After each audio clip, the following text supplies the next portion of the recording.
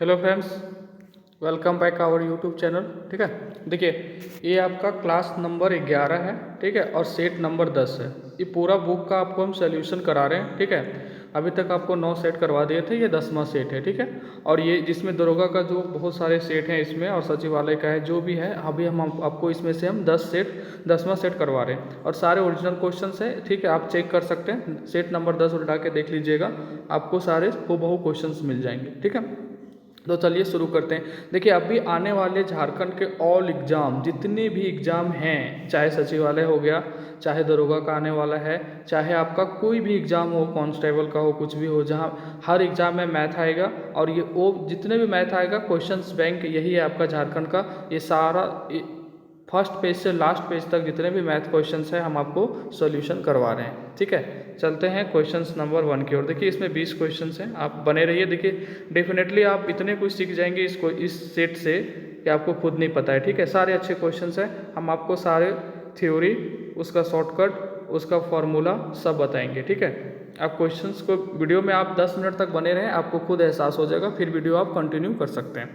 देखिए क्या है, यदि दो घनों का आयतनों मतलब वॉल्यूम, दो घन एक क्यूब है। ठीक है, उसके वॉल्यूम है 8:1, 8:1 के में दिया हुआ है, तो इनकी भुजाओं का अनुपात क्या होगा। देखिए घन जो होता है, क्यूब जो होता है, घन का जो आयतन है, वॉल्यूम है, उसका फार्मूला क्या होता है, ए क्यूब। ए क्यूब कहने का मतलब क्या होता है, वॉल्यूम मतलब कि भुजा, ये मतलब भुजा से डिनोट करते हैं, यानी कि भुजा का क्यूब। ठीक है, तो लंबाई चौड़ाई ऊंचाई घन में बराबर होता है, जिसके कारण ही इसका फॉर्मूला ये होता है ए क्यूब या भुजा क्यूब। तो आपका आयतन दे दिया है 8:1 में, तो देखिए इसको हम, ये किसका क्यूब होगा, ये 2 का क्यूब होगा और ये 1 का क्यूब होगा, यानी कि भुजा का क्यूब, और इधर 2 भुजा ही है, तो यहाँ क्या है, तो इसके भुजाओं का अनुपात हो जाएगा, ये यहाँ क्या है, भुजा है, तो 1 के पावर में क्या है, 3 है, तो 2 भुजा हो गया, और इधर 1 के पावर 3 है, तो ये 1, मतलब 2:1 में जिसका भुजा होगा उसका अनुपात 8:1 होगा। तो आपका आंसर हो जाएगा ए नंबर। ठीक है, आई होप आप लोग समझ गए होंगे। चलते हैं क्वेश्चन नंबर 2 की ओर। ठीक है, क्वेश्चन नंबर 2 देखिए बहुत अच्छा क्वेश्चन है, और इस टाइप का क्वेश्चंस आपको आने वाले रेलवे का ग्रुप डी जो भी हो गया, या फिर एनटीपीसी या कुछ भी, सब में भर भर के पूछा है, और ये बहुत अच्छा क्वेश्चन है, एक क्वेश्चंस रहता ही है ये। ठीक है, यदि किसी समबहुभुज मतलब कि ऐसा पॉलीगोन, ऐसा बहुभुज जिसकी सभी भुजा बराबर हो, किसी समबहुभुज का एक अंतःकोण, उसके एक अंतःकोण का, एक अंतःकोण, यहाँ देखिए गलती नहीं करिएगा, एक अंतःकोण का बात हो रहा है, पूरा अंतःकोण नहीं, मतलब सभी अंतःकोण का योग नहीं, एक अंतःकोण किसी समषटभुज, समषटभुज मतलब क्या होता है, ये षट मतलब क्या होता है, समषटभुज मतलब कि 6 भुजा वाला, कितना, षट मतलब 6। ठीक है, तो 6 भुजा वाले के अंतःकोण के 5/4 गुना है। ठीक है, मतलब कि एक समषटभुज है जिसके अंतःकोणों का योगों का 5/4 गुना है, कौन, एक समबहुभुज का एक अंतःकोण। तो चलिए इसको हम मैथमेटिकली रिप्रेजेंट करते हैं कि कैसे होगा। देखिए सबसे पहले आपको जानना होगा कि समबहुभुज के अंतःकोण का योग क्या होता है, अंतःकोणों का योग क्या होता है। तो अंतःकोण का लिख रहे हैं आप, पूरा लिखते जाइएगा कि अंतःकोण का योग समबहुभुज में क्या होता है, अंतःकोण का योग, ये फॉर्मूला लिख दे रहे हैं, आप नोट करिएगा, इसको रफ करेंगे, 2n-4 इंटू 90 डिग्री, ये समबहुभुज के अंतःकोण का योग हो गया। या फिर इसको ऐसे भी लिख सकते हैं, n-2 इंटू 180 डिग्री, जैसे याद हो। ठीक है, हम ज़्यादा, ये मुझे याद है तो हम इसको लिखते हैं, आपको अगर नीचे वाला याद है तो आप नीचे वाला लिख सकते हैं, बात एक ही है। ठीक है, अगर पूछे अंतःकोण का योग हो गया, अगर पूछे कि समबहुभुज का एक अंतःकोण का क्या होगा, तो n यहाँ क्या है, भुजा है, तो अगर उस जितने भुजा है उससे अगर भागा दे देंगे तो एक अंतःकोण का वैल्यू निकल जाएगा। तो एक अंतःकोण का अगर पूछे कि उसका वैल्यू क्या हो जाएगा, तो हो जाएगा 2n-4 इंटू 90 डिग्री अपॉन में n। ये एक अंतःकोण, ये क्या है फॉर्मूला, एक अंतःकोण समबहुभुज का योग हो गया, तो n क्या है यहाँ पे, भुजा है। ठीक है, तो आपको पता चल गया ये। अगर षटभुज बोल रहा है तो n के जगह पे 6 आएगा, अष्टभुज बोल रहा है तो 8 आएगा, अगर यहाँ पंचभुज बोल रहा है तो यहाँ पे 5 आएगा। ठीक है, तो आप समझ रहे हैं n क्या है, यहाँ पे भुजा है, और एक जनरल क्या है, ये अंतःकोण का योग क्या होता है, एक बहुभुज का अंतःकोण का योग होता है 2n-4 इंटू 90 डिग्री, और एक अंतःकोण क्या होता है 2n-4 into 90 degree upon n. देखिए एन कहने का मतलब क्या है, जैसे मान लीजिए कि 10 भुजा है और 10 भुजा का योग है 600 डिग्री कोणों का, तो एक का पूछेगा तो उसी भुजा से आप भागा दीजिएगा 10 से, तो एक का आ गया 60। इसीलिए यहाँ पे नीचे एन आता है जब एक अंतःकोण का वैल्यू निकालते हैं, और जब योग निकालते हैं तो 2n-4 इंटू 90 डिग्री, ठीक है। और जब समषटभुज हो गया तो एन के जगह पे 6 आएगा। अब क्वेश्चंस बनाते हैं। क्वेश्चंस क्या है कि देखिए समबहुभुज का एक अंतःकोण, तो एक अंतःकोण का फॉर्मूला लिखते हैं 2n-4, ठीक है, 2n-4 इंटू 90 डिग्री। हम आपको आराम से बता रहे हैं इसलिए टाइम लगता है, वरना 10-20 सेकंड का क्वेश्चंस होता है, ठीक है। तो आप कॉन्सेप्ट बनाइए, फिर क्वेश्चंस अपने आप जल्दी बनेगा। 2n-4 into 90 degree upon N, ये हो गया एक अंतःकोण का योग, बराबर में ये किसके 5/4 गुना है, ये बराबर गुना समषटभुज का अंतःकोण के 5/4 गुना है। तो 5/4 गुना किसका है, ये समषटभुज, तो 2n-4 होगा यहाँ पर भी, ठीक है, इंटू n अपॉन 90 डिग्री, ठीक है। तो ये यहाँ क्या हो जाएगा, n के जगह पे 6 यहाँ दे रखा है, क्यों, समषटभुज है, तो हम यहाँ पे 6 बैठा देंगे, ठीक है। उसके बाद यहाँ से हम क्या करेंगे, निकाल देंगे n की वैल्यू, जो n की वैल्यू आएगा वही तो पूछ रहा है। तो समबहुभुज की भुजाओं की संख्या क्या है, तो यही जो समबहुभुज है उसकी भुजा की संख्या निकल जाएगा, ठीक है। तो यहाँ से थोड़ा सा शॉर्ट बना लेते हैं, अगर काटना चाहेंगे तो 90 से 90 कट जाएगा, ठीक है, और कटेगा नहीं कटेगा। तो यहाँ से देखिए, यहाँ से 4 से मल्टीप्लाई कर दीजिएगा इधर, तो 4 दूना 8 n हो जाएगा, ठीक है। और इधर क्या हो जाएगा, 4 दूना 8 n और 4 चौके 16 हो जाएगा। और इधर देखिए यहाँ पे n पहले रख लेते हैं, फिर इधर से n मल्टीप्लाई होगा, ठीक है। चलिए, तो अगर यहाँ पे n रख देते हैं तो 6 दूना 12 में से 4 गया 8 और बटे में 6, ठीक है। तो कैसे लिखें, यहाँ इसको सॉल्व करते हैं, 5/4 जगह कम पड़ रहा है, ठीक है। तो 5/4 और यहाँ 6 रख रहे हैं क्योंकि समषटभुज है, तो 6 दूना 12, 12 में से 4 गया तो 8 और बटे में n यानी कि 6, तो क्या हो गया 8/6, ठीक है। अगर इसको काटेंगे तो ये हो जाएगा 4 दूना 8, और फिर काटेंगे तो 2 रकम 2, 2 तिया 6, यानी कि क्या आ रहा है, इधर से 1/3 आ रहा है पूरा, और इधर जो है 2n-4 अपॉन n, ठीक है। तो अब इसको रफ कर रहे हैं, और इधर क्या आ रहा है 1/3, ठीक है। अच्छा चलिए यहाँ लिखते हैं छोटा में, थोड़ा सा कोशिश करते हैं, 2n-4, ठीक है, अपॉन में n, और इधर क्या आ रहा था बराबर में 1/3, यही तो 1/3, ठीक है। अब क्या करना है, 3 दूनी 6n हो जाएगा यहाँ से, ठीक है, और इधर से हो जाएगा 12, और इधर से हो जाएगा n, ठीक है, कोई दिक्कत नहीं है। अब देखिए 3 दूना 6 और 3 चौका 12, कुछ मिस्टेक हो रहा है क्या, इधर से 12 कर देंगे अगर, हाँ 5/4, ओहो देखिए यहाँ 5 छूट गया था, तो 1/6, 1/3 नहीं 5/3 होगा, ठीक है। देखिए यहाँ 2 रकम इसको तो काट दिए, 2 रकम 2 और 2 तिया का 6, ये तो काट दिए, और यहाँ 5 था तो मल्टीप्लाई नहीं किए थे, तो 5/3 होगा, ठीक है। तो ये देखिए 5/3, अगर इसको मल्टीप्लाई करेंगे तो ये 5n आ जाएगा, और ये इस 5n में से एक इधर कट जाएगा तो ये n हो जाएगा, n=12, मतलब कि क्या हो गया, यहाँ n का वैल्यू 12 आ गया, जो कि आंसर ये है। देखिए क्वेश्चंस क्या है, जल्दी आपको थोड़ा सा अभी होच पोच हो गया होगा। देखिए क्या है कि एक अंतःकोण है, तो हमको पता है कि अंतःकोण क्या होता है 2n-4, अगर ये फार्मूला हमेशा याद रखिएगा, बहुत काम का है। तो एक ये हो गया योग, लेकिन पूछा जा रहा है एक, तो हम n भुजा से भागा दे देंगे, बराबर ये समषटभुज के अंतःकोण के 5/4 गुना है, तो 5/4 गुना है किसका, समषटभुज का, तो 2n-4 जो होगा, ठीक है, n के जगह पे 6 लिख देते हैं यहीं पे, ठीक है। तो समषटभुज का बात हो रहा है, तो n के जगह पे 6 आ जाएगा, और माइनस में 4 अपॉन n, तो n के जगह पे भी 6 आ जाएगा, इंटू 90 डिग्री। ये देखिए ये समषटभुज का हो गया फॉर्मूला, 5/4 गुना था तो हम 5 से गुना कर दिए, और ये एक अंतःकोण का ये फॉर्मूला हो गया।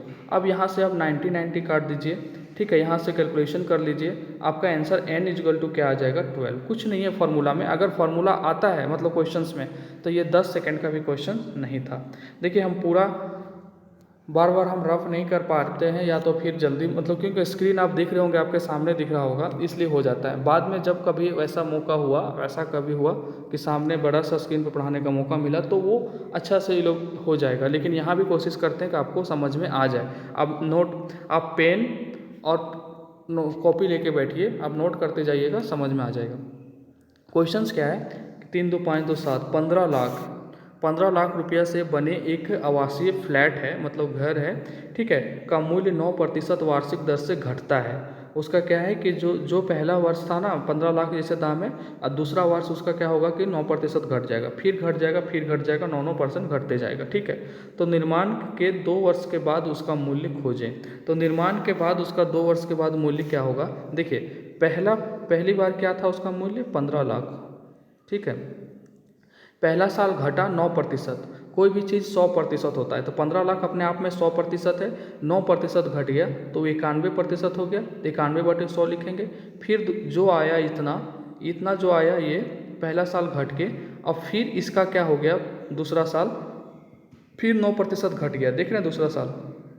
तो ये जो पूरा अपने आप में 100% है, अब इसमें क्या है 9% फिर घट गया, तो ये फिर हो गया 91/100, बस हो गया। अब इसको कैलकुलेट करिए, 2 से 2 जीरो काट दीजिए, यहाँ 2 जीरो से 2 जीरो काट दीजिए। अब 91 गुने 91 गुने 150, अब जितना अच्छा से कर पाइएगा आपका आंसर आ जाएगा। अब गुना तो यहाँ नहीं करेंगे, बहुत टाइम लगता है, तो इसका आंसर होगा 1242150। आप गुना करके देख लीजिएगा, आपका आंसर जा रहा है ये नंबर। ऐसा कुछ नहीं, इस टाइप का जब क्वेश्चंस रहे कि पहला साल 9% घटा, मान लो कि फिर लिखता दूसरा साल 10% घटा, तीसरा साल 11% घटा, तो बताइए कि अब उसका क्या वैल्यू है। जब स्टार्टिंग में 15 लाख था तो कुछ नहीं करना था, क्या करना था, 15 लाख लिखिए। पहला साल कितना घटा 9%, 91/100। दूसरा साल कितना घटा 10%, 90/100। तीसरा साल कितना घटा 11%, तो 89/100। ऐसा ही कोई भी क्वेश्चन आएगा ऐसा ही बनेगा, आपका आंसर आ जाएगा, ठीक है। चलते हैं क्वेश्चन नंबर 4 की ओर। सारे अच्छे क्वेश्चंस हैं, सारे अच्छे क्वेश्चंस आए हुए हैं, बिना प्रैक्टिस का आप मैथ को नहीं बना सकते, ठीक है। अब इजी में नहीं लीजिएगा कि मैथ एकदम आसान आ जाएगा पेपर में, ऐसा नहीं। किसी विशिष्ट राशि x है, कोई विशिष्ट राशि, कोई स्पेशल राशि x है, ठीक है। x है 2 वर्षों के लिए r%, कितना r%, 2 टाइम कितना है 2%, और रेट r%, वार्षिक दर से चक्रवृद्धि ब्याज मतलब c, कंपाउंड इंटरेस्ट CI, मतलब कि ब्याज के ऊपर ब्याज, ठीक है। चक्रवृद्धि ब्याज 357 रुपया है, CI कितना है 357, ठीक है।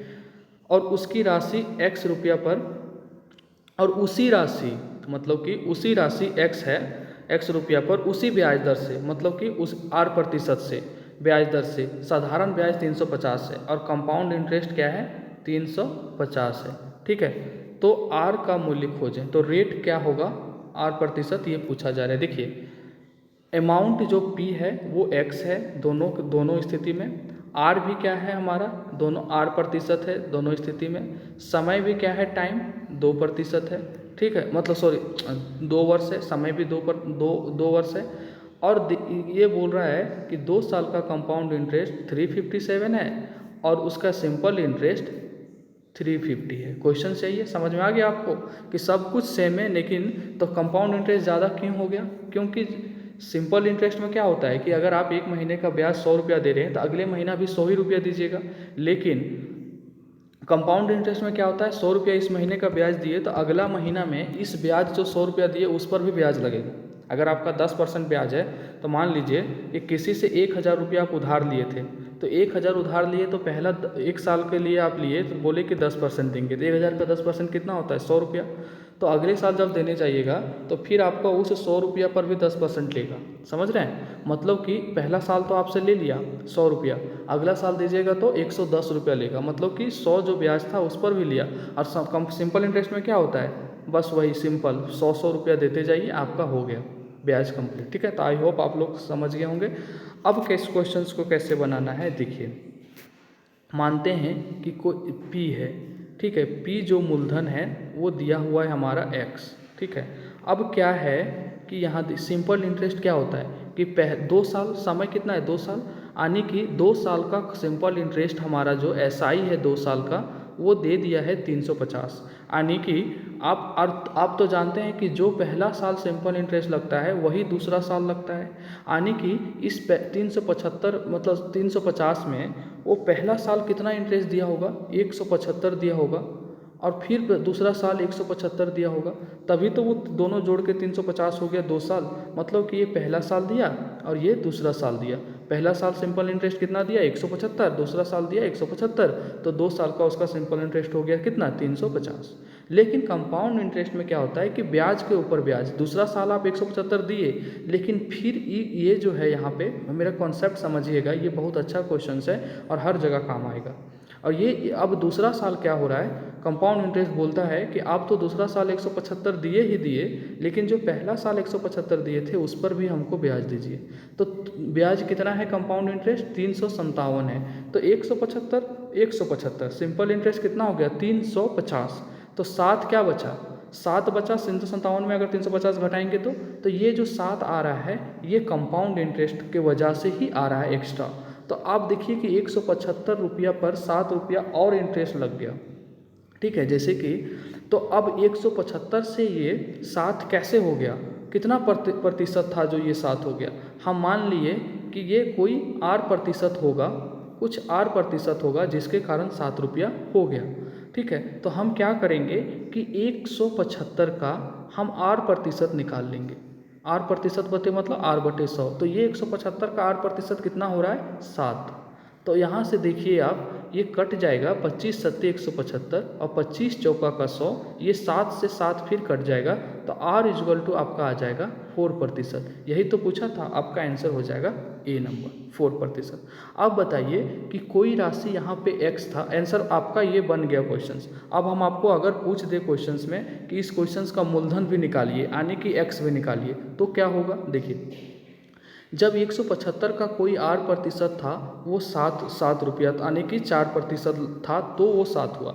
तो यही कोई राशि x है, वो कोई राशि होगा उस, तो रेट तो पूरा प्रकरण में सेम है, तो ये x पे ही 4% लग रहा होगा जिसके कारण से ये 175 आया। तो हम x का 4% निकाल देंगे, लिखेंगे x गुने 4% बराबर 175, तो वहाँ से x निकाल लेंगे, ठीक है। देखिए इसको रफ कर रहे हैं हम, ठीक है। देखिए हम क्या लिखेंगे, x का 4% इक्वल टू 175, यानी कि 4% आने की यहाँ 100 आ जाएगा, ये परसेंटेज हटाएंगे तो ये 4 रकम 4 और ये 25। तो आप क्या करेंगे 175 को 25 से गुना करिएगा तो आपका आ जाएगा x का वैल्यू, मतलब कि प्रिंसिपल भी यहाँ से निकाल सकते हैं। अगर क्वेश्चंस नहीं समझ में आया तो थोड़ा सा हम आपको बताते हैं कि कंपाउंड इंटरेस्ट का अभी जो एग्जाम्पल लेके थोड़ा सा देखिए। आप किसी से 1000 रुपया उधार लिए हैं, ठीक है, आप किसी से 1000 रुपया उधार लिए, वो बोला क्या कि हम 10% आपसे ब्याज लेंगे, 10% आपसे वार्षिक ब्याज लेंगे, ठीक है, और हम आपसे कंपाउंड इंटरेस्ट भी लेंगे, ठीक है, और मतलब कि हम कंपाउंड इंटरेस्ट ही लेंगे आपसे, ठीक है। देखिए तो ये पहला साल है, ये दूसरा साल है। आप किसी से उधार लेके घर आ गए, आपका 1 साल पूरा हो गया, आप उसके पास गए, आप बोले कि देखिए भाई आपसे हम 1000 रुपया लिए थे, उससे हम आपको 10% लौटाने आए हैं जो आपका ब्याज होता था। बोला कि ठीक है, कितना हुआ, बोल 100 रुपया हुआ पहला साल, तो 100 रुपया उसको पहला साल दिए, अब चल गए, आपका काम ख़त्म। अब दूसरा साल गए, वो बोला था कि देखिए भाई हम ब्याज के ऊपर ब्याज लेंगे आपसे क्योंकि हम कंपाउंड इंटरेस्ट ले रहे हैं, है ना। तो दूसरा साल आप गए उसके पास, तो फिर क्या बोला कि देखिए 1000 दिए थे आपको, उसका 10% दीजिए, 100 रुपया हो गया। अब बोला जो पहला साल 100 रुपया दिए थे ना, उस पर भी 10% ब्याज लेंगे, तो 10% इसका निकालिए, कितना आ गया 10। तो ये 100 तो लिया जो 1000 रुपया दूसरा साल देने गए, तो 10 और लिया, ये 10 किसके वजह से लिया, यहाँ लिया, किसके वजह से, ये 10% किसके वजह से, 10 रुपया किसके वजह से आया, इस पहला साल जो दिए थे। तो हम मान लेते कि यहाँ 8% था, यहाँ तो पता है कि 10% था, वहाँ नहीं पता था, तो कैसे 10 निकलेगा। देखिए तो अगर हम 100 का R% करेंगे, R/100 हो जाएगा, बराबर यही तो 10 हो रहा है। यहाँ से देखिए 100 कटा, R = 10 आ गया। आप समझ रहे बात को। अगर यही चीज़ रहता कि हम आपसे हम आपसे केवल सिंपल इंटरेस्ट लेंगे तो क्या होता है, पहला साल जाते ये 100 दे के आ जाते, दूसरा साल 100 दे के आ जाते। अगर क्वेश्चंस में बोल देता कि कंपाउंड इंटरेस्ट आपका 210 है तो आपको क्या ये समझ में नहीं आता, और बोल देता सिंपल इंटरेस्ट 200 है तो आपको क्या ये समझ में नहीं आ रहा है कि अच्छा सिंपल इंटरेस्ट मतलब कि हर एक साल बराबर होगा, तो यानी पहला साल 100 और जो बच गया 10 वो तो कुछ ना कुछ तो होगा कंपाउंड इंटरेस्ट। अच्छा तो 100 में कितना लग रहा है 10%, तो ऐसे करके आपके दिमाग में ये कैलकुलेशन चलना चाहिए। आई होप बहुत टाइम ले लिए इस क्वेश्चन में। चलते हैं क्वेश्चन नंबर 5। देखिए ये क्वेश्चन देखने में छोटा लग रहा है क्वेश्चन नंबर 5, लेकिन यहाँ पे कॉन्सेप्ट अच्छा है, हम आपको अच्छे डिटेल से बताएंगे। मेरा मकसद है कि क्वेश्चंस के साथ आपका थ्योरी कंप्लीट हो, आपका कॉन्सेप्ट बिल्डअप हो, ठीक है। हमें क्वेश्चंस बना के जल्दी भागना नहीं है।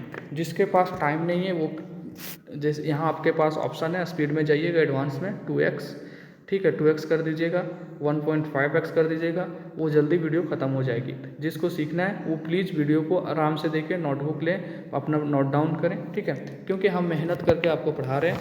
अगर आपको मेरी मेहनत समझ में आती है तो आप प्लीज़ चैनल को सब्सक्राइब कर सकते हैं, ठीक है, बाकी आपकी मर्जी है। चलिए क्वेश्चन नंबर 5।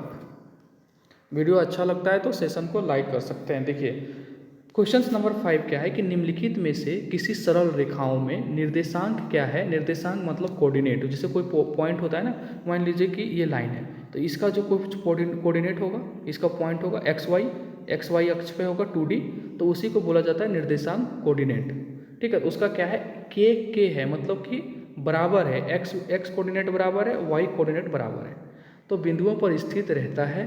तो वो उसका इस स्थिति में वो लाइन का इक्वेशन पूछ रहा है, ठीक है। देखिए हम यहाँ ड्रॉ थोड़ा सा लंबा इसको और बनाना चाहेंगे तो हम एक सेकेंड में बना देंगे कि ऐसा स्थिति में तब होता है जब y 0 होता है, जब कोई लाइन स्लोप जो होता है वो यहाँ से पास होता है, y = 0 होता है, ठीक है, मतलब c = यहाँ c 0 है और x y जो कोऑर्डिनेट मतलब इक्वेशन है वो बराबर होता है, तो ये x = y होगा, तभी दोनों का बराबर होगा। आंसर आ गया C नंबर। लेकिन इसके पीछे कॉन्सेप्ट क्या है देखिए, तब आपको समझ में आएगा, ठीक है। कॉन्सेप्ट क्या है कि हम यहाँ पे एक प्लेन ड्रॉ करते हैं। अगर यहाँ पे के है और यहाँ पे देखिए कि मान लेते हैं कि कोई बिंदु है यहाँ पे, ठीक है, ऐसा ड्रॉ कर लेते हैं कि मान लीजिए कि यहाँ पे 3 के जगह पे समझने के लिए 3 मान लेते हैं x y है, ठीक है।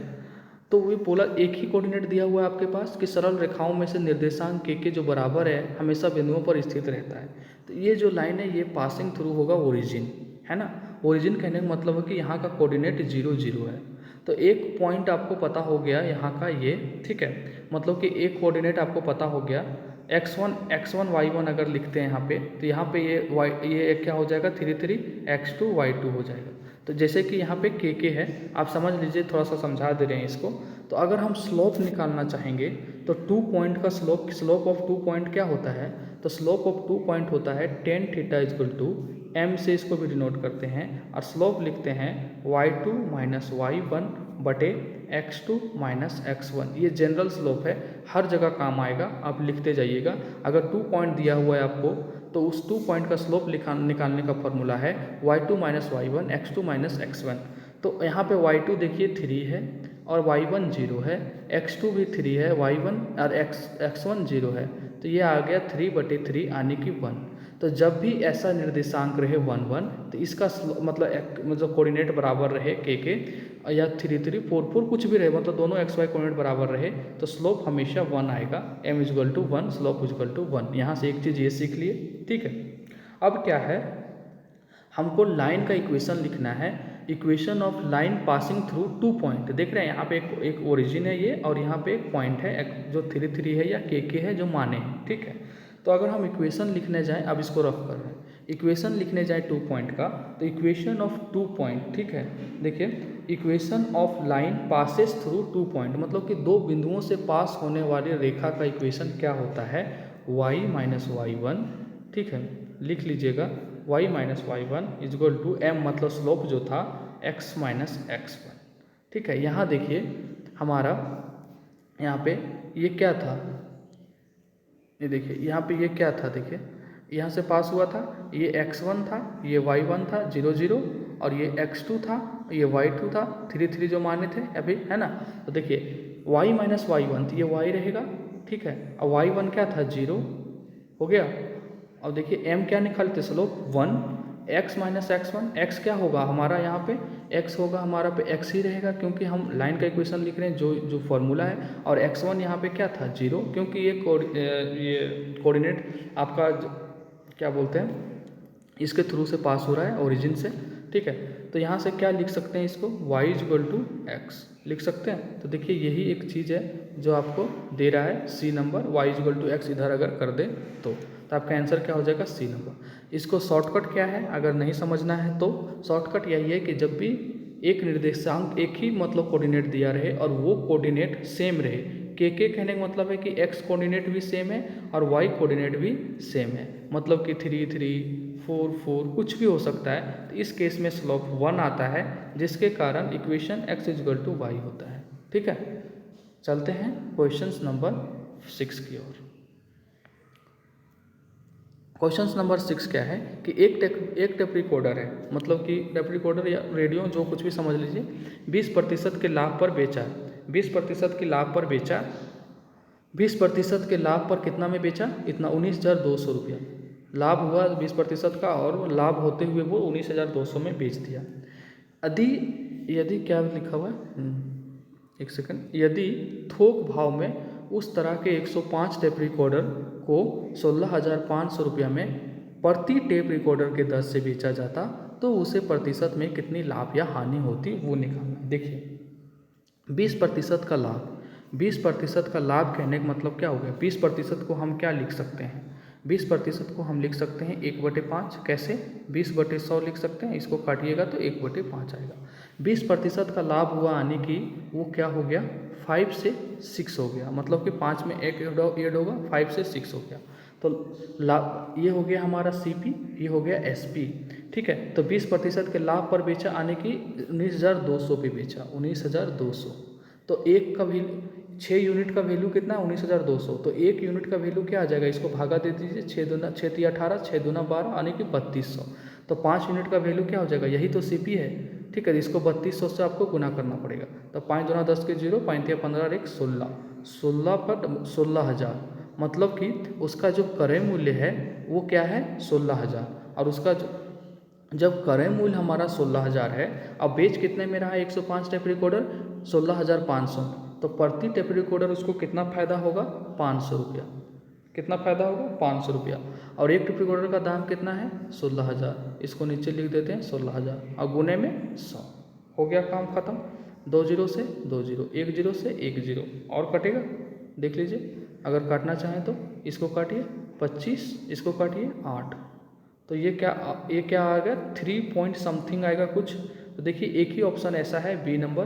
कैलकुलेशन गधा की तरह नहीं करना है। अगर आपको दिख गया कि 25/8 हमारा फाइनल आंसर आ रहा है यहाँ पॉइंट में, तो 8 तिया 24, अब 3 के बाद कुछ पॉइंट में आने लगा है, तो कुछ है यहाँ पे, एक ही ऐसा ऑप्शन है सिंपल 3 पॉइंट समथिंग, 1 to 5 जो भी है, ये 4 नहीं हो सकता, ये 2 नहीं हो सकता, ये 1 नहीं हो सकता। तो आप ऐसा नहीं है कि आप क्या कि आंसर तो आ गया आपका बी, ऐसा भी नहीं करना है आपको कि जब दिख रहा है सामने कि वही आंसर होगा। तो ऐसा कर रहे हैं हम कि 25/8, 8 तिया 24, अच्छा हाँ बाकी हाथ में 1, यहाँ दे दिए पॉइंट 0, 8 रकम 8, फिर दे दिए 8। ऐसा तब करिए जब ऑप्शन में क्या रहता, एक ऑप्शन यहाँ पे रहता 3.127, 3 पॉइंट, ठीक है 235, तब करिए। जब साफ दिख रहा है तो आंसर मारिए और भागिए, ठीक है, टाइम नहीं है किसी के पास उतना।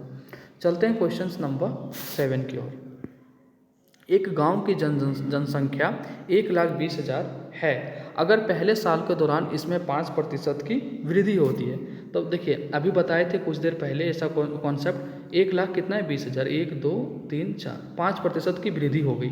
तो हो गई मतलब कि ये अपने आप में 100% है, तो 5% में वृद्धि हो गई यानी कि 105/100, ठीक है। दूसरे साल क्या हो गया, दूसरे साल 5% की कमी हो गई, तो ये अपने आप में 100% है, इसको अगर करेंगे तो 95/100, क्योंकि 5% की कमी हो गई। गुने, यहाँ गुना की जगह नहीं है तो यहाँ गुने लिख दिए हैं, ठीक है, ऐसा कुछ नहीं है। उसके बाद क्या है, तीसरे साल में 10% की वृद्धि हो गई फिर, तो 110/100 हो गया, ठीक है। आप इसको कैलकुलेशन करिएगा, कैलकुलेशन करके आएगा 1,31670, 1,30,667। आपका आंसर क्या आ जाएगा, देखिए C D कुछ होगा, हाँ D नंबर है ऑप्शन, ठीक है। तो समझ गए क्वेश्चंस में क्या था, ठीक है, ज़्यादा दिमाग लगाने की ज़रूरत नहीं है। क्वेश्चंस नंबर 8, क्वेश्चंस नंबर 8 क्या है आपके लिए, ये होमवर्क है। अगर कोई देख रहा होगा तो ये क्वेश्चंस नंबर 8 है, ठीक है, होमवर्क है। ये कैसे बनाना है सो भी बता देते हैं। देखिए यहाँ पे करना क्या है कि दो भागीदारी एक व्यवसाय में इतना रुपया लगाया, तो दो भागीदारी मान लीजिएगा, इतना रुपया लगाया यहाँ लिखिएगा, और वो जितने अगर नहीं दिया है कितने समय के लिए रहा तो 1 साल के लिए मान लीजिएगा, और फिर इस क्वेश्चंस को बनाइएगा। यहाँ दे दिया है कि 60%, जब लाभ निकालिएगा तो पता चल जाएगा। क्या आंसर आता है आप हमें कमेंट करिएगा, नहीं बनेगा फिर भी कमेंट करिएगा, हम अगले सेशन में बता देंगे, लेकिन तब बताएंगे जब आप कमेंट करिएगा कि प्लीज़ बता दीजिए, ठीक है, तो क्योंकि हमें पता भी चलना चाहिए कि कौन वीडियो को देख रहे हैं। एक राशि का अनुपात 14:11 है, मतलब कोई राशि है, ठीक है, कोई अमाउंट है, उसका अनुपात दे दिया है 14:11, है ना।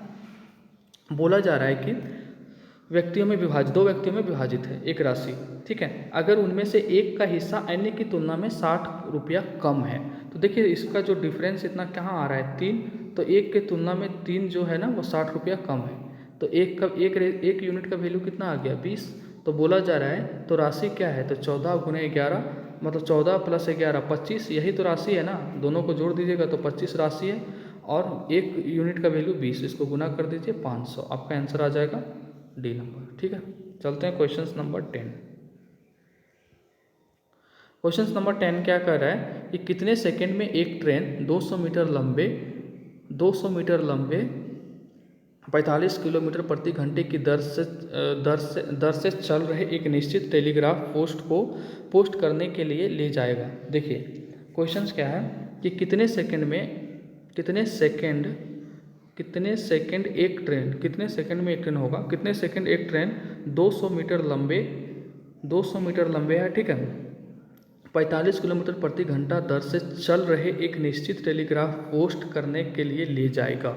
तो इसका देखिए फार्मूला क्या होगा, आपको एक फार्मूला, इसमें एक ही फार्मूला है, distance equal to speed into time, ठीक है, मतलब कि दूरी इक्वल टू चाल गुने समय, ठीक है। अब देखिए यहाँ दे दिया है 45 किलोमीटर प्रति घंटा और आंसर है सेकंड में, और एक है यहाँ मीटर में, तो आप 45 को पहले मीटर प्रति सेकंड में कन्वर्ट करिए, ठीक है, तो ये 45 हो गया, और गुने इसको कैसे कन्वर्ट करेंगे किलोमीटर प्रति घंटा को, तो किलोमीटर में कितना हो जाएगा 1000 मीटर, और बटे में देखिए घंटा मतलब 3600 सेकंड होता है एक घंटा में, हो गया 2 0 2 0 2 5 8 और ये 18। यही शॉर्टकट होता है कि किलोमीटर प्रति घंटा में कोई रहे उसको 5/18 से गुना कर दीजिए, वो कन्वर्ट हो जाता है आपका किस में, मीटर प्रति सेकेंड में।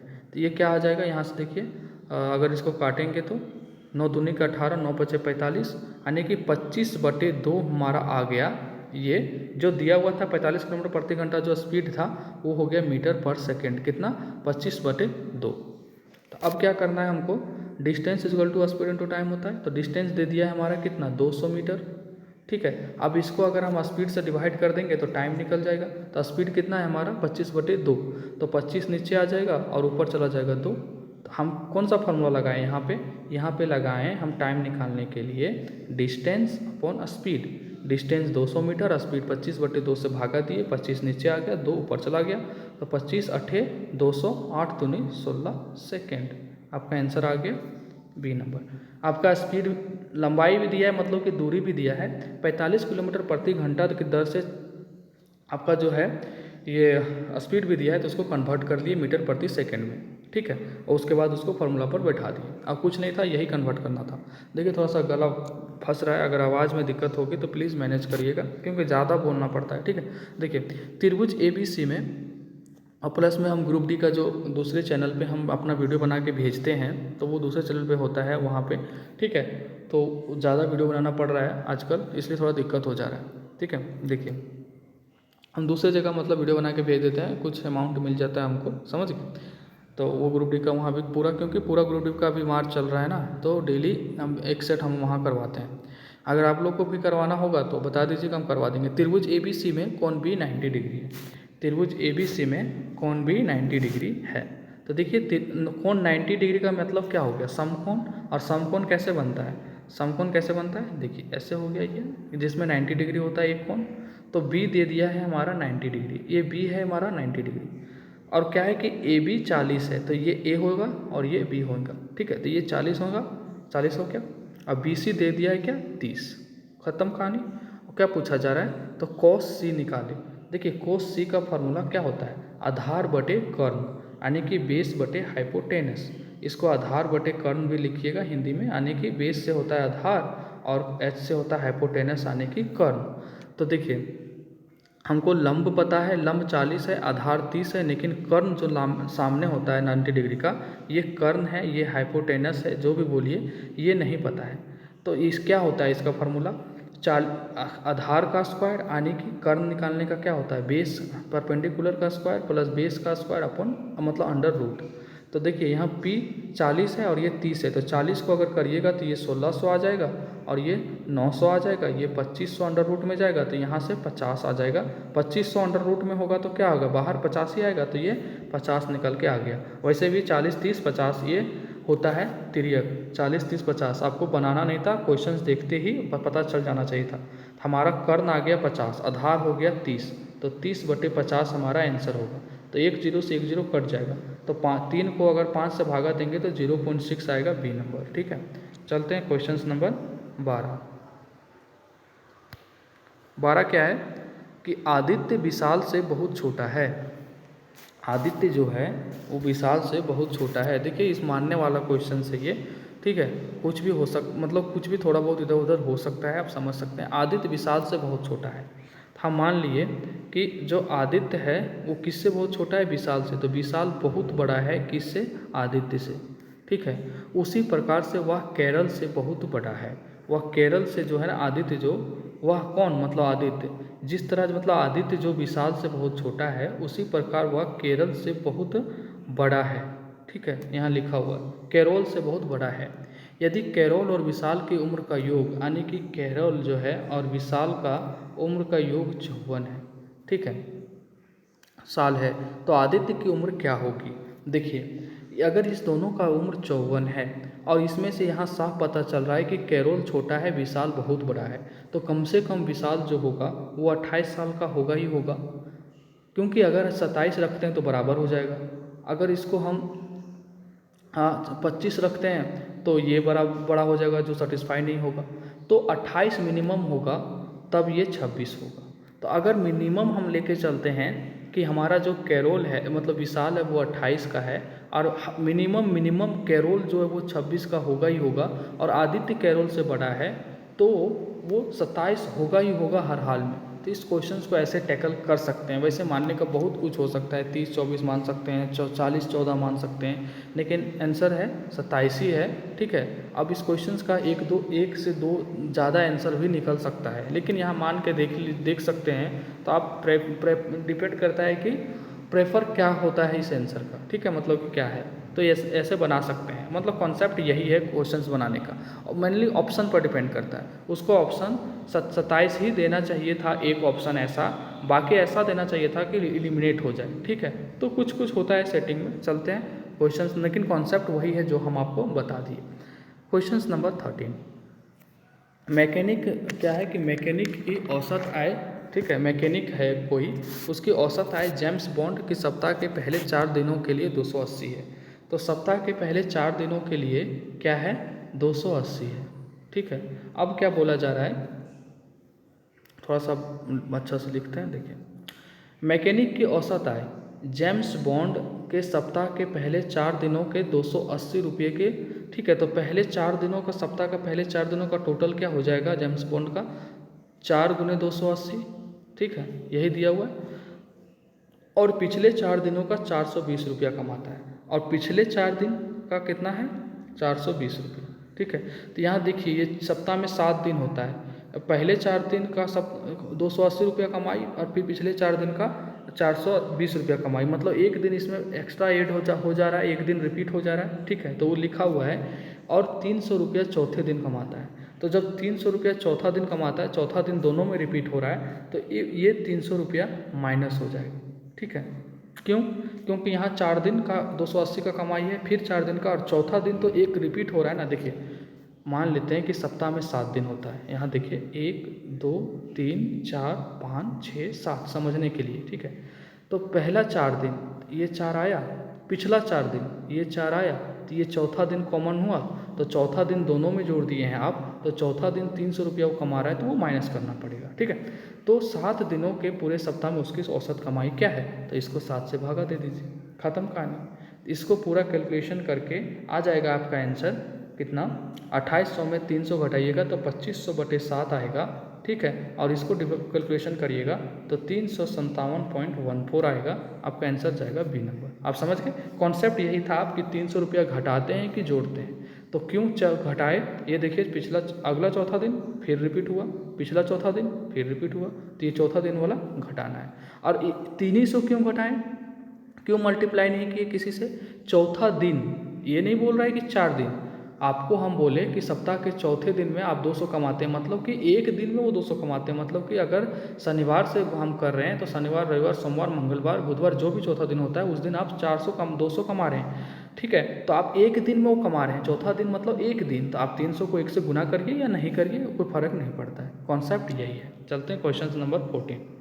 वीडियो कैसा लग रहा है प्लीज़ यार, बहुत मेहनत लगता है, अगर आप चाहते हैं कि हम कंटिन्यू रखें, कोशिश अपने तरफ से भरपूर करते हैं, लेकिन आप लोग का सपोर्ट, आप लोग का जो प्यार है वो नहीं मिलता है। ठीक है, अन्यथा इधर उधर देखते हैं कि फालतू चीज़ों का जो होता है वहाँ भर भर के आप लोग व्यू करते हैं, देखते हैं, जहाँ टाइम वेस्ट हो रहा है। ठीक है, छूट मूट का आपका 20 मिनट जा रहा है, 10 मिनट जा रहा है, आप पढ़ाई करिए ना चुपचाप, जब एग्ज़ाम होना होगा होगा, आपका तैयारी अच्छा होगा उस दिन हो जाएगा, नहीं अच्छा होगा फिर नहीं होगा, फिर उस समय। अच्छा एक बात बताइए, आपको मान लीजिए कि 6 महीना बाद एग्ज़ाम होगा, आप एग्ज़ाम में बैठे, आपका रिजल्ट नहीं हुआ, तो आपको ये 6 महीना टाइम मिला, वो कहाँ यूज किया, आप अगर यूज करते तो आपका हो जाता। आप भी बेरोजगार हैं, 6 महीना के बाद अगर नौकरी हो जाता तो क्या उस समय सब कुछ चेंज नहीं हो जाता, कल एग्ज़ाम करवा देते, क्या कल सबका हो जाएगा। तो जो टाइम मिला है उसको मतलब फोकस करके पढ़िए। ठीक है, जो तैयारी किए उसको मत बिगाड़िए कि बहुत टाइम है हम पढ़ लेंगे। जो अभी से पढ़ रहा होगा, दिन प्रतिदिन कंटिन्यू पढ़ रहा होगा, उसी का रिजल्ट होगा। चलते हैं क्वेश्चन नंबर 14 की ओर। ये कम बता दिए थे, नहीं, चलिए शुरू करते हैं। यदि x √x 6/25 है तो x स्क्वायर का मूल्य खोजें। हम लाइव आपके पढ़ा सकते हैं, लेकिन लाइव में बहुत झंझट है यार, कैमरा चाहिए, वो चाहिए, ये चाहिए, सामने आओ, वो करो, ये करो। ठीक है, तो फिर पढ़ने से मतलब है, चाहे जैसे पढ़ो। आपका जो क्वेरी आप कमेंट में करिए, हम नहीं बताएंगे तो बताइएगा। ठीक है, चलिए क्वेश्चन नंबर ये है, आप इसको क्या करना है, क्वेश्चन नंबर 14 को आप ऐसे भी बना सकते हैं। इस क्वेश्चंस को आपको पूछा क्या जा रहा है, एक्स स्क्वायर, आपको पूछा क्या जा रहा है, इस चीज़ को दिमाग में रखिएगा कि हमसे पूछा क्या जा रहा है। ठीक है, अब इसको क्या करना है कि आप इस क्वेश्चंस को ऑप्शन से बनाइएगा तो बहुत इजी बनेगा, अन्यथा क्या करिए, इधर भी स्क्वायर करिए, उधर भी स्क्वायर करिए, बड़ा बड़ा स्क्वायर करिए, काटते छाटते रहिए, गुणनखंड करिए, बहुत टाइम लगेगा, 10 मिनट 5 मिनट लग जाएगा। ऑप्शन से बनाइएगा तो जल्दी बनेगा। ऑप्शन से कैसे जल्दी बनेगा वो देखिए, एक्स स्क्वायर मतलब कि आपसे एक्स स्क्वायर पूछा जा रहा है, यानी अगर आपका वैल्यू 5 आता है तो इस दिमाग में बैठा के चलिए कि 5 अगर सॉल्यूशन में आ रहा है, नहीं, लेकिन आपको 5 के बदले 25 पूछा जा रहा है। क्यों? क्योंकि यहाँ एक्स स्क्वायर है ना, तो आप 5 लाने का कोशिश करिए, वो 25 ऑटोमेटिक हो जाएगा। ठीक है, आप क्या बोलना चाह रहे हैं, इस क्वेश्चंस को देखिए, इस ऑप्शंस को देखिए आप, एक्स स्क्वायर है मतलब कि एक्स स्क्वायर का वैल्यू, अगर एक्स स्क्वायर का वैल्यू ये है तो एक्स का वैल्यू क्या हो जाएगा, एक्स का वैल्यू क्या हो जाएगा 1/4। अगर एक्स स्क्वायर की वैल्यू ये है तो एक्स का वैल्यू क्या हो जाएगा 1/5। ठीक है, आगे नीचे जो भी है उसी तरह होगा, नीचे का ऑप्शन तो आप देख लीजिएगा उसी तरह, मतलब कि जो है। अब देखिए, अगर हम यहाँ पे 4 रखते हैं x के जगह पे, तो 4, क्योंकि यहाँ तो 4 ही है ना, तो x बराबर 1/4 हो जाएगा। अगर 1/4 रखते हैं और यहाँ 1/4 रखते हैं तो क्या हम यहाँ 1/4 रख दिए और यहाँ 1/4 रखेंगे तो ये 1/2 हो जाएगा। क्या नीचे 25 आना चाहिए? क्या आपको लग रहा है कि ये 4 किसी तरह कॉम्बिनेशन होकर 25 देगा? तो एक यही ऑप्शन है 25 जो कि नीचे 5 आ रहा है, यही लग रहा है कि नीचे 25 लाकर कुछ दे सकता है, यही 25 कर सकता है। ठीक है, क्योंकि यहाँ 5 का मल्टीप्लाई है तो यही कुछ कर सकता है। ठीक है, तो अब हम क्या करेंगे, इस क्वेश्चंस को देखिए, नीचे देखिए 625 है और 225 है, यहाँ 25 आ जाएगा एक्स का वैल्यू और यहाँ 1/15 आ जाएगा, जो कि ज़्यादा होगा। आप अप्लाई करके भी देख सकते हैं, नहीं होगा उससे।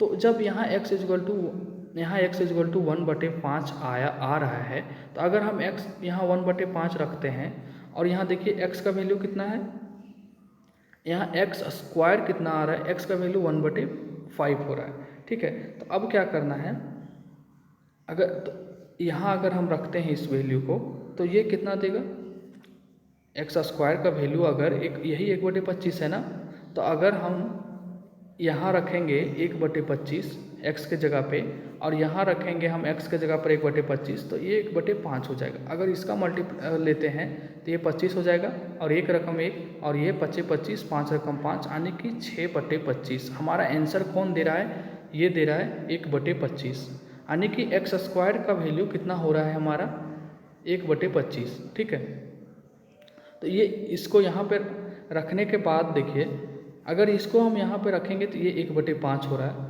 और यहाँ पे ये रखेंगे तो ये 1/5 हो रहा है। तो क्या ये रूट 5 आ जाएगा, ये क्या कुछ इससे कुछ सॉल्यूशन बनेगा, नहीं बनेगा। तो हम आपको इसलिए बता दिए, इसको लेके हम ऑप्शन सी आपके पास इसलिए लेके नहीं आए क्योंकि आपके दिमाग में घूमना चाहिए कि नहीं यहाँ पे कुछ 25 होगा तब भी यहाँ पे रूट आएगा, रूट के बाहर आएगा तो 1/5 आएगा। तो ऐसा कौन वैल्यू देख रहा है, इसको हम रफ कर रहे हैं, नीचे सी आंसर होगा। देखिए यहाँ देखिए यही वैल्यू है, सी नंबर ही केवल है जो कि एक्स स्क्वायर का वैल्यू 1/625, यही तो पूछा जा रहा है। अगर हम एक्स निकालना चाहें तो 1/25, तो अगर हम वहाँ 1/25 बैठाए थे तो आंसर आया। तो आप यहाँ नहीं फंसिएगा, टिक नहीं मार दीजिएगा, इसलिए हम बिना ऑप्शन दिखाए हम ये बनाए सी नंबर। समझ गए आप कि लड़का क्या करेगा कि जैसे देखेगा अच्छा 1/25, वो धोखा में यहाँ 1/25 रख के निकल जाएगा, 1/25 रखेगा और यहाँ रखेगा 6/5, आगे आंसर भी मार देगा। लेकिन भाई आप जो ये रखे ना वो इसका वैल्यू रख रहे हैं यहाँ पे जब रख दीजिएगा तो ये 1/5 आ जाएगा, तो यहाँ रखने पे नहीं आएगा। तो आप ऐसा दिमाग, अगर इसीलिए तो एक्स स्क्वायर पूछा है, अगर पूछता एक्स का वैल्यू बताइए तो ये आंसर होता। आपसे पूछा जा रहा है एक्स स्क्वायर, तो ऐसा वैल्यू दीजिए ना वहाँ पे कि जो 1/25 एक्स निकल के आ रहा हो, तो आपका आंसर हो जाएगा सी। ठीक है, अगर इतना बोलने के बाद भी नहीं समझ में आ रहा है तो प्लीज़ आप कमेंट में करके बताइएगा, फिर हम बताएंगे, क्योंकि सेशन बहुत लंबा हो जाएगा, हमको जल्दी खींचने दीजिए। ठीक है, चलिए अब इसको क्या है, कुछ नहीं है यार इस क्वेश्चंस में। आपको कोस देखिए, आपको 45 डिग्री का वैल्यू पता होना चाहिए कि कोस 45 क्या होता है, tan 60 क्या होता है, sin 45 क्या होता है, tan 30 डिग्री क्या होता है। देखिए एक ट्रिक बता रहे हैं, जल्दी उसको नोट कर लीजिएगा। अगर मान लीजिए ये साइन है, ठीक है, ये कॉस है, यहाँ पे 30 है, यहाँ पे 60 है, यहाँ पे 30 डिग्री 45 लिखना भूल गए है ना, यहाँ पे 45 है और यहाँ पे 60 है।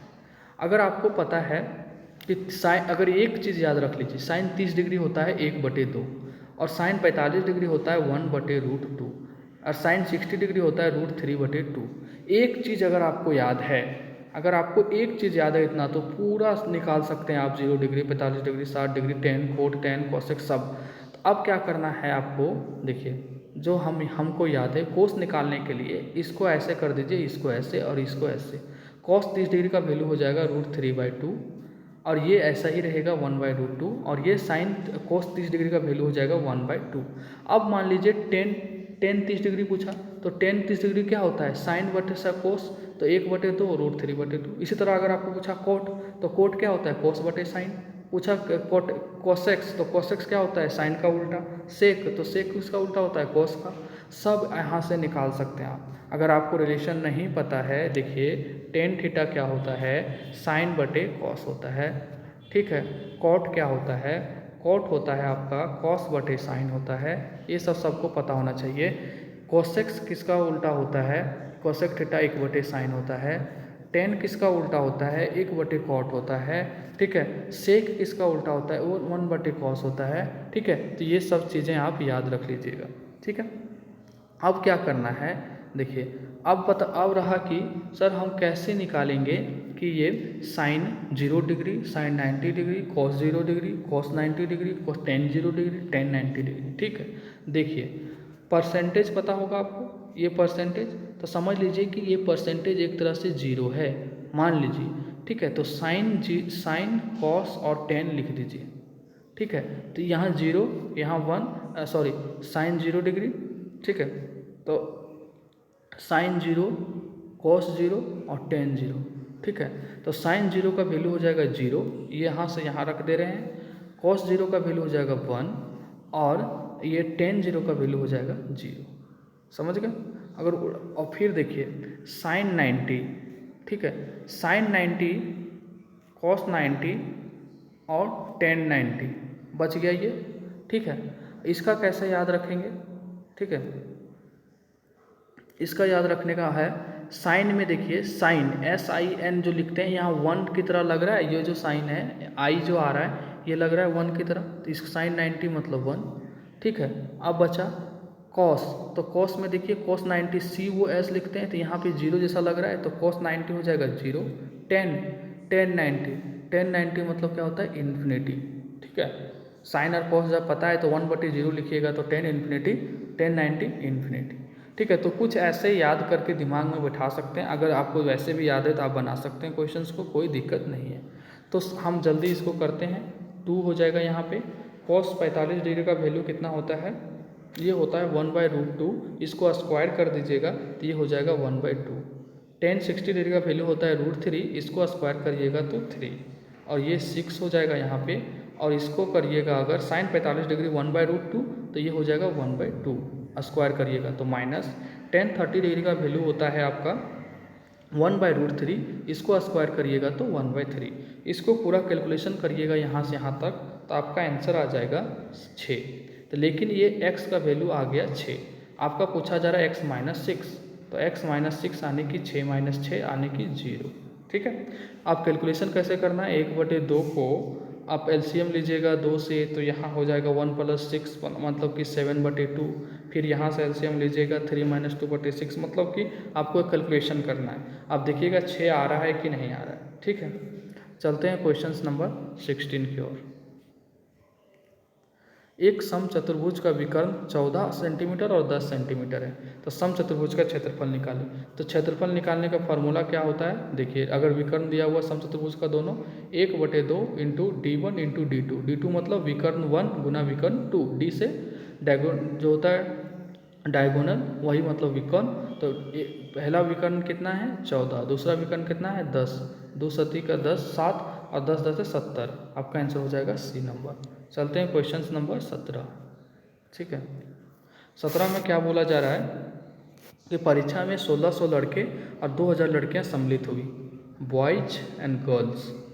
बॉयज कितने हैं 1600, गर्ल्स 2000, ओके।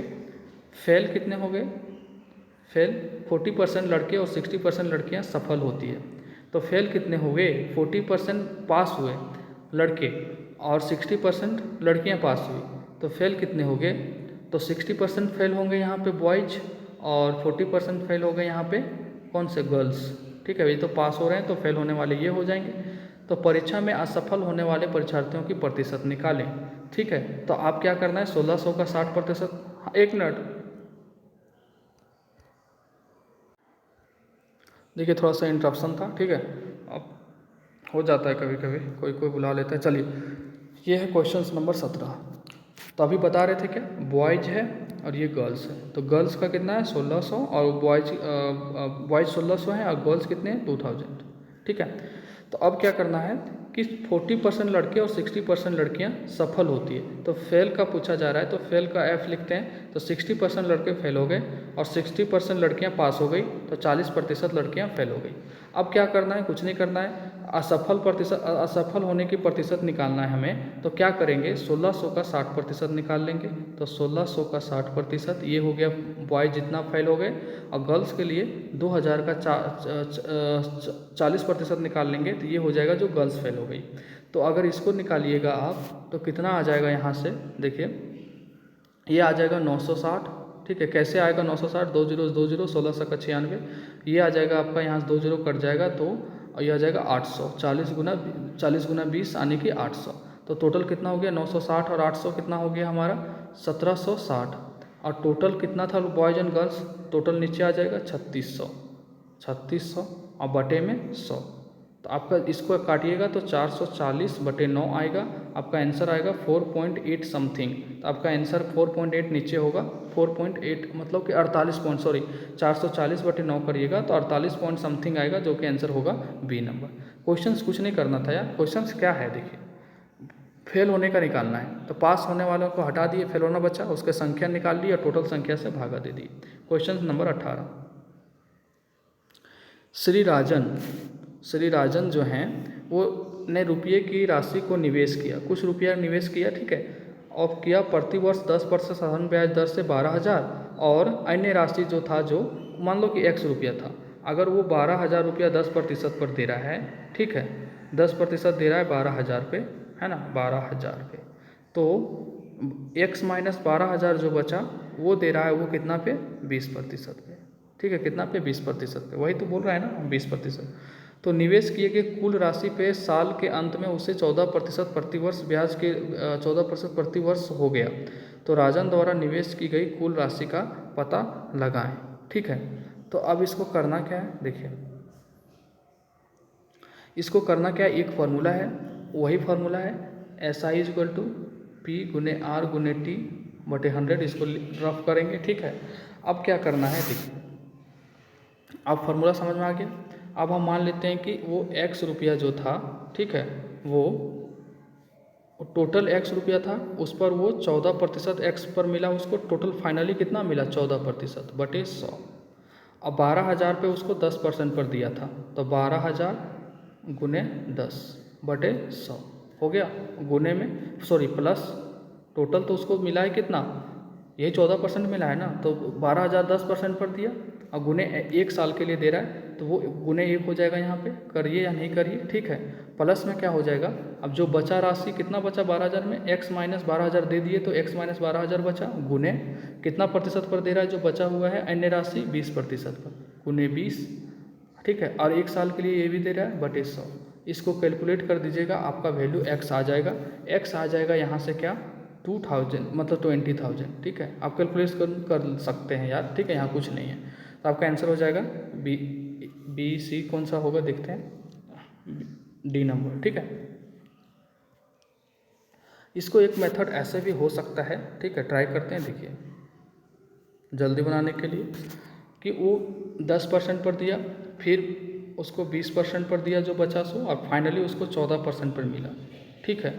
अब वो 10% पर जो दिया था राशि वो कितना है 12,000, ठीक है, ये है 12,000, हमको नहीं पता कि आगे क्या दिया, तो ये हो जाएगा 6, ये हो जाएगा 4, तो टोटल कितना हो गया, टोटल कितना हो गया यहाँ देखिए 10, ठीक है। तो ये देखिए टोटल 10 है, ये 6 पर जो दिया था वो कितना दिया था 12,000, तो 6 रेशियो इक्वल टू कितना हो गया 12,000, है ना, तो 1 रेशियो कितना हो गया 2,000, मतलब 1 यूनिट का वैल्यू 2,000। तो हमें टोटल कितना दिया है वो 6 प्लस 4 10, तो अगर 10 को गुना कर दे 2,000 से तो कितना हो गया 20,000, आपका आंसर आ गया। तो इस क्वेश्चन को शॉर्ट में कैसे समझें कि बनाना है, क्यों यहाँ एक बार 10% पर दिया, दूसरी बार 20% पर दिया, और फाइनली उसको जो मिला वो 14%। देखिए यहाँ पहले भी बता चुके हैं ये कॉन्सेप्ट, जो प्रीवियस वीडियो नहीं देखे हैं वो देख सकते हैं, अचानक जो इधर देखते हैं उसको दिक्कत होता है। यहाँ देखिए ये परसेंटेज है, ये परसेंटेज है, ये परसेंटेज है, और ये 14 देखिए 10 से ज़्यादा है और 20 से कम है। जब ऐसा स्थिति उत्पन्न हो तो तब हम ये मेथड लगाते हैं। तो यहाँ इसको 20 में से 14 घटाएंगे तो 6, 14 में से 10 घटाएंगे तो 4, तो कितना दिया टोटल 6 प्लस 4 10 वो दे रहा है टोटल, और 6 का वैल्यू दे दिया यहाँ 12,000, 10% वाला साधारण एक तो दिया है ना 12,000, तो 6 का वैल्यू 12,000, 6 यूनिट का, 1 यूनिट का वैल्यू 2,000, तो टोटल कितना दे रहा है 10, तो 10 यूनिट का वैल्यू 20,000।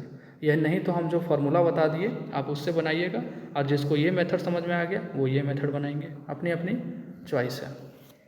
क्वेश्चन नंबर क्या है 90, ठीक है। क्वेश्चन नंबर 90 क्या बोलता है देखिए, कि अजय और विजय की आयु का अनुपात कितना है।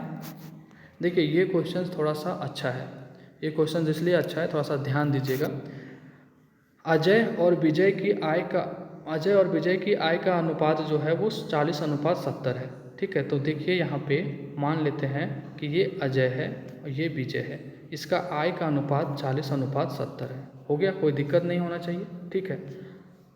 और खर्च का अनुपात 60:110 है। खर्च का अनुपात 60:110 है। तो यहाँ से एक 0 0 0 0 हटा सकते हैं। ठीक है, हो गया ये। अगर अजय अपनी 1/3 आय की बचत करता है तो अजय के आय कितना है, 4 है। हम मान लेते हैं कि ये 4x है। अजय की जो है वो आय है 4x, ठीक है, और उसका खर्चा क्या है 6y, क्योंकि ये मतलब ये काटे हैं तो, और इसका जो आय है वो है 7y, एक 0 कट गया, 7x, और इसका व्यय है 11y। तो अजय का जो बचत है, बचत आय पे होता है। अगर अजय का अपनी 1/3 आय की बचत है तो उसकी आय है 4x और बचत है 1/3, तो इसका 1/3 निकालेंगे तो 4x/3 आएगा। कितना आएगा, 4x/3 आएगा। ठीक है, तो अजय कितना आ गया, 4x/3। ठीक है, आगे देखिए, अगर अजय अपनी 1/3 आय की बचत करता है, अपनी 1/3 आय की बचत करता है अजय, ठीक है, तो खर्च कितना करता है। अगर बचत 4x/3 करता है तो खर्च निकालेंगे अगर, तो खर्च कितना करता है, तो आय उसका है 4x, ठीक है, बचत किया 4x/3, तो उसका खर्च कितना हो गया, इसको घटा दीजिए तो ये हो जाएगा 8x/3। तो खर्च का रेशियो तो नीचे दिया हुआ है 6, 60:110 दिया था, उसको मान 1 0 काट दिए तो ये 6 हो गया।